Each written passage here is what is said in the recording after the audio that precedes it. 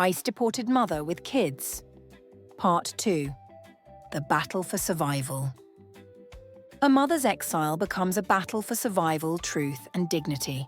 The wheels touched down in Kingston, Jamaica, with a thud that echoed in Cardia's chest. She gripped her children's hands tightly, her heart pounding harder than ever. This wasn't a vacation. This was exile. After clearing customs, Cardia pulled out her phone. Her fingers trembled, but she started recording anyway. Day 1. Deported from America with my kids. I don't know what happens next.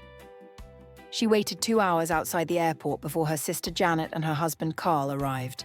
Janet barely greeted her, cold, stiff, and quiet. But Carl's eyes softened when he saw the kids. They eaten? He asked gently. Cardia shook her head. Carl made a quick stop at a local shop and returned with a bag of food. It was warm, fragrant, and soul-soothing. Cardia hadn't realized how hungry she was until the first bite. She looked at him with gratitude. He smiled back with something close to kindness. On the drive to Clarendon, Janet pressed her. What are you going to do now, Cardia? Cardia stared out the dusty window. It's all in God's hands now. Whatever he wants me to do, I'll do. Janet didn't respond to that. Instead, she said, "You have the $500 for the first month, right?" Cardia blinked. It felt wrong to be asked for money on the very first day, but she reached into her bag and handed it over without a word. The conversation died after that. When they reached the house, Carl took the kids inside while Janet held Cardia back. You also owe me $100 for the ride from the airport. Again, no argument, just another withdrawal from her shrinking dignity. Inside, the house felt tight, like the walls were closing in. Janet led her to a cramped room filled with random clutter, barely enough space for a bed. "I can't move anything out," she said bluntly. "There's no room elsewhere." Cardia nodded. "I'll manage." Then came the rules. And there were many. If your kids break anything, you pay. Buy your own food, help with cooking, feed the farm animals, the chickens, goats, etc. Clean the house. Don't let the kids stay up late or make noise. Fetch water from the river. Our rainwater is for Carl and me. Cardia just listened. At the end, she asked only one question. "Where's the nearest church?" Janet rolled her eyes. Ask Carl. He goes more than me. He's friends with the pastor. That night, Cardia remembered her grandmother's voice in her heart. If you ever find yourself in real trouble, find the nearest church. God will meet you there. And she was definitely in trouble now and needed help surviving this situation. She had no Wi-Fi access at home. Janet had it, but wouldn't share. So every other day, Cardia walked to town, sat in cafes or on steps outside grocery stores, and uploaded her videos to YouTube. She was constantly being approached by men looking to pique her interest in them. She would politely decline their vulgar offer. 4 videos a week, Cardia continued to document everything on her phone, quietly, secretly. Even Janet's conversations. Her videos were raw, real. She filmed herself feeding goats, hanging laundry, picking fruits, carrying buckets of water from the river to bathe. She filmed her children early morning walking to school. Her story began to attract attention. She filmed her reality, her courage. She called Anthony through WhatsApp when she could. He missed her terribly. "I want to come to Jamaica right now," he said. "Not yet," she told him. "Things are still hard, still difficult. Just be a little more patient." They were more than hard.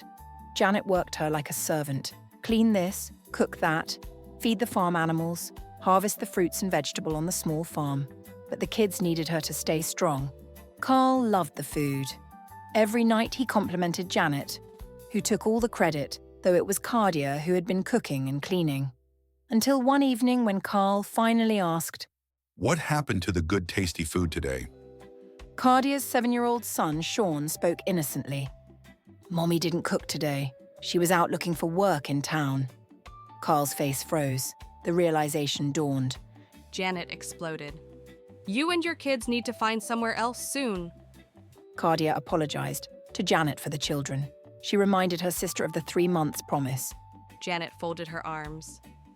Then pay the rest now. I want the full 3 months' rent. Today. Only 6 weeks had passed, but fear and desperation made Cardia hand it over. Still, things shifted. Carl took Cardia and the kids to church. He introduced her to the pastor and other church leaders. The church welcomed her, and one of the members offered her a job in a grocery store. It wasn't much, but it was something. Each morning she walked the kids to school, then went to work. Every evening, despite exhaustion, she still cleaned and washed up, until Janet had no choice but to start cooking again. Carl noticed the difference. He said nothing, but the silence said it all. Cardia kept filming. Her YouTube channel was slowly starting to grow. Each video is a slice of her struggle, her truth, her power. This was about more than survival. It was a story about what was happening to vulnerable families that worked hard and paid taxes. Families that thought that they were safe in their adopted country. It has become a mission, a calling. Her videos started gaining traction. Comments poured in. People were listening. More than that, someone was loving her from across the ocean. Anthony Davis. They spoke often through WhatsApp whenever she was in town using the grocery store's Wi-Fi. Sometimes for minutes, sometimes for hours. He offered money more than once, eager to ease her burden. But Cardia refused. She didn't want her burden to become his trouble. Her pride was her armor. "I've always been independent," she told him. "I can't rely on a man to survive." Anthony didn't argue. He simply reminded her, "You don't need to survive alone anymore." He told her he loved her, that he wanted to marry her, that he was ready to move to Jamaica. "What about your mom?" she asked. "She's not helpless. She's strong. She'll stay with my brother in Boston, and there are her church sisters that spends lots of time with her. She just wants me to be happy," he said. "And you make me happy." His words were like balm to her soul. They gave her just enough strength to keep going until the next storm hit. One afternoon, Cardia counted her savings. She had $1,200 left. Or so she thought. Now it was $900. She panicked. Her hiding spot in the cluttered room had been discovered. Someone had taken $300. Afraid and furious, she confronted Janet. "I'm not accusing you, but $300 is missing. Did you or Carl see—" Janet exploded like a firecracker. "You accusing me and my husband of being thieves?" "I'm asking, because that money was all I had left." "You and your children need to get out of this house," Janet screamed. "I've had enough." Cardia stood frozen. Then, finally, through clenched teeth and tear-glazed eyes, she asked the question she had buried for years. "What happened to you, Janet? We were sisters. You used to protect me. Why do you hate me so much?" "I feel like I am living with Mom all over again," Cardia spoke. Janet hesitated. Her voice cracked. Her face darkened. "Fine. You want the truth? Grandma took you to America and left me and Mom here to struggle. You always acted like you were better than us, living in the US while we struggled here." "I never thought I was better," Cardia whispered. "Grandma took me because Mom treated me like garbage. You know that." Janet's eyes narrowed, but she didn't interrupt. "I was sleeping on the floor while you had your own room. Mom fed me scraps. She hated me because I reminded her of a man she despised, my father. Grandma saw how I was treated and took me away. But I sent money. Grandma and I sent you and Mom money for years, even for the funeral. I just wanted peace." "Well, you are back here and peace is over," Janet snapped. "I want you out of my house by this weekend." Cardia nodded slowly. "Very well," she said quietly. "We'll go." She turned back to the small room, eyes stinging with tears. Thank God the kids were still at school and didn't have to hear it.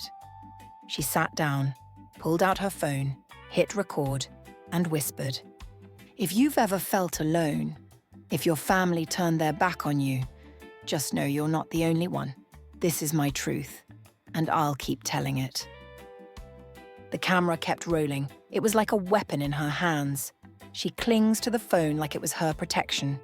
Even if her world was falling apart, she kept recording. That evening, when Carl came home, Janet wasted no time twisting the narrative.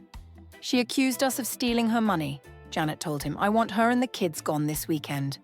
Ask your church friends if they can take her in." Carl looked shocked, confused. Cardia tried to explain, but Janet wouldn't let her speak 2 full sentences. She shouted over her, belittling her, blaming her for everything. Carl tried to mediate. "Janet, show your sister some mercy. These are your niece and nephew. They've been through enough." But Janet's fury only grew. The more Carl tried to reason, the more she saw it as betrayal. "So now you're taking her side?" she snapped. Realizing he couldn't restore peace, Carl sighed and agreed. "I'll speak to some of the church members. Maybe someone can help her." Later that evening, Cardia sat alone in the small, cluttered room. The children were still outside playing in the yard, oblivious to what was happening. She closed the door, pulled out her phone, and hit record. "This isn't just my story," she whispered, tears falling. "This is the story of anyone who's been exiled twice, once by a country and once by their own blood. Will Cardia and her children find refuge? Will her YouTube channel change her life and rescue her? Will Anthony's love survive the distance and the troubled times? Will faith open a door that no man can close?" To be continued.